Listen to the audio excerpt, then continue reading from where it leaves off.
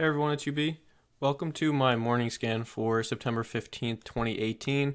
I have recorded this video a total of 5 separate times, and I'm not happy with the result, so hopefully this time is something that I'm happy with.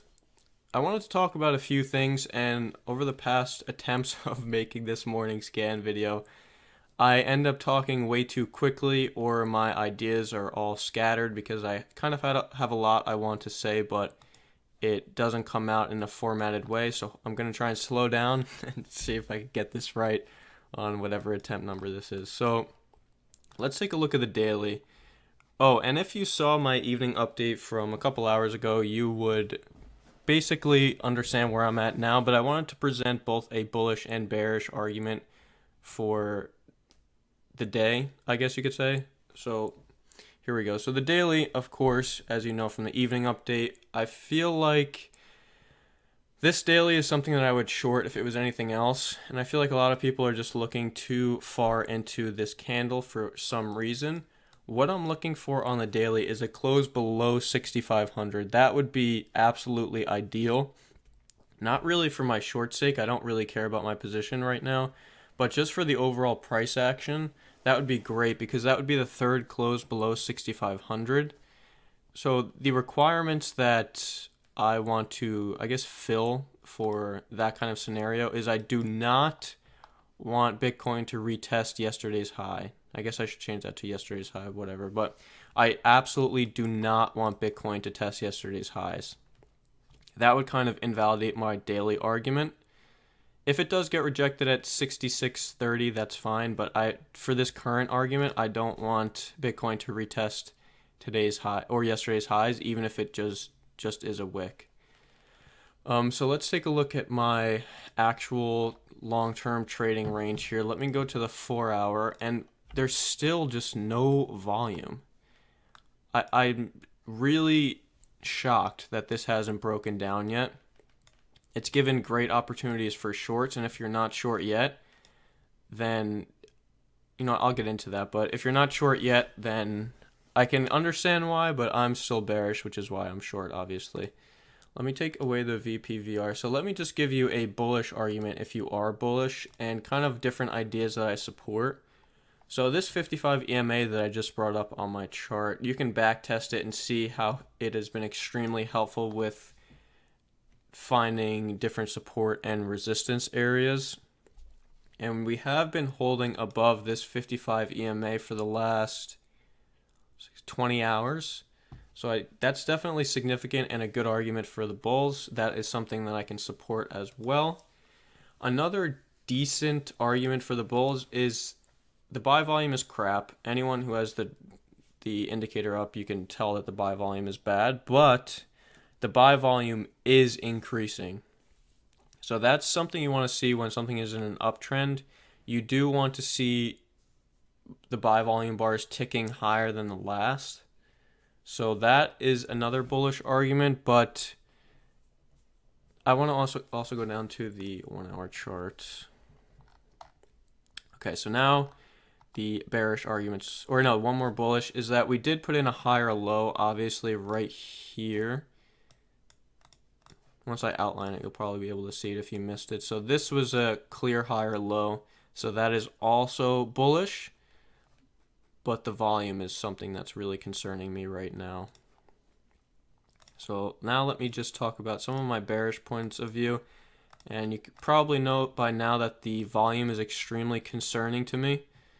The volume is concerning to me, yes. But also it's concerning to me how many long upper wicks there are above this 65.50 area. So to me, that says that there's a lot of demand in that area for shorts. And clearly there is because of the long upper wicks. And for the last 4-hour candle here, you can see it is decent volume. It's increasing like I just mentioned. But because of the actual candlestick, the majority of this volume is sell volume. Just because of that, the length of that wick is actually a 0.5%. I didn't even know that. So we can safely assume that the majority of that volume is bear volume because the candle is only about a 0.9% candle. So over half of the volume from the candle is bearish volume, even though it did close green. So that's another bearish argument. And then on the 1 hour, I did mention that we put in a higher low, but also just by looking at this, I don't trade patterns, as you guys know, but just by looking at this, this looks topped off. I think after I outline it, we can all agree that this looks fairly topped off. We have been unable to retest yesterday's highs, the long upper wicks, this disgusting candle right here. And now, if this hour closes like this, then that's really the nail in the coffin for me. This most recent 1 hour candle last hour looks like a bull trap, and I'll kind of explain why. In one of my other attempts for this video, I explained why. Let me figure out where that was. Okay, yeah, right here. So you can see on this left shoulder, I'm not going to call it a head and shoulders, but on this left high, I guess, you can see that it tested the resistance of 65.50, kept testing it. And then we see a nice looking candle here with no lower wick. Now we see the next candle after that is a wick, but the candle body is small, so not a lot of price action happening. But also take a look at that volume, right? So to me, that's a clear bull trap, and I feel like the last hour candle is almost exactly like that. So we see a nice looking candle here, the candle after it, low buy volume, and now the candle after it. If this really closes with no upper wick, then that would be bad. Bad for bulls, I guess. So that's something I'm looking out for as well. What else? If we do get rejected here, I fully expect to... where do I expect we bounce? I mean, obviously the equilibrium. This would be the third test of the equilibrium here.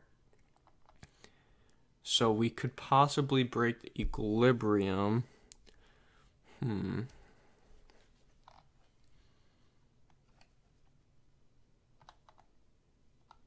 Yeah, I mean, the equilibrium is the next logical place for a strong bounce like we saw, but it is that third retest.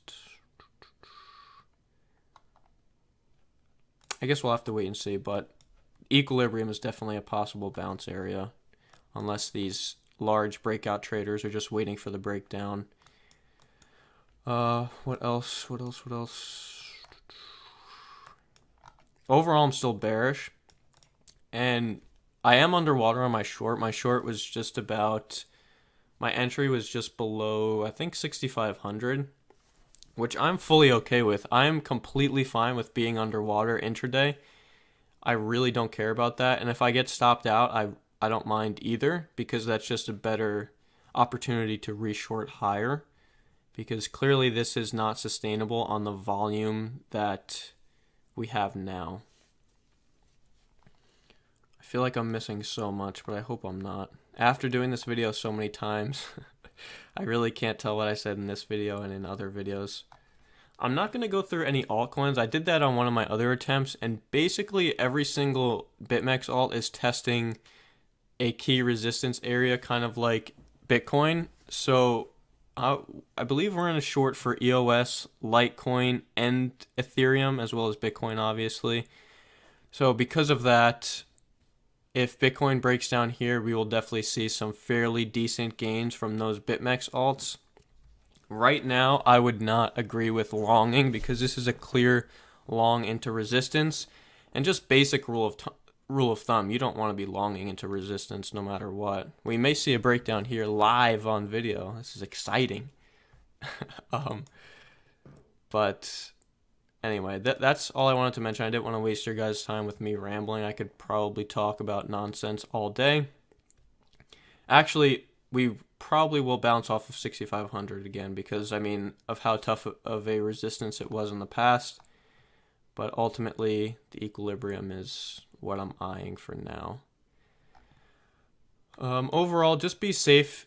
If you're not confident really in a bullish or bearish argument, just stay out. Just close your position for a loss if you are in a loss, and just wait for a more clear setup is always what I tell people. Just protect that capital. That's really all that matters. These small couple % moves here and there really are not worth it if you are over leveraged and completely overexposed. I believe that's everything I wanted to talk about. Hopefully it does break down here soon. I'm really expecting it to, and if not, then it's totally fine as well. I hope you guys have a great day. If you have any questions, just please feel free to send me a message. Thank you.